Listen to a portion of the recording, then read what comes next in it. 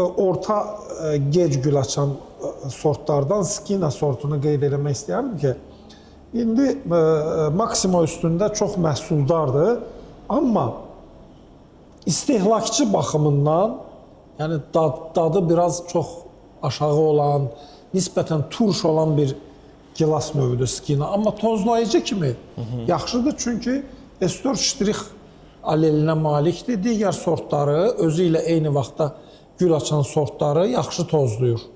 Bu Skina qeyd edim ki, fantastik qiymətlərə satıldı. Sizə bir sual verim Rasim müəllim. Bir fermer sort seçimi eləyən zaman belə deyim, dadına, gilasın bir-ikisinə, daşınmasına baxıb sort seçimi eləməlidir sizcə, yoxsa satış potensialına?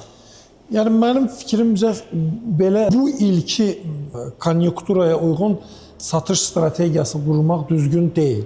Çünki bu il bir sıra ölkələrdə gilas demək olar ki, olmadı. Ona görə biraz qiymətlər yüksək oldu.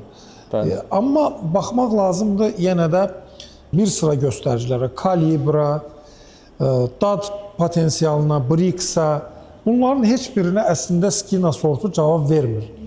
Sadəcə yenə deyirəm, tozlayıcı kimi yaxşı sortdur. Amma son istehlakçı baxımından çox da dadı, yəni şirin olmayan bir gilas növüdür.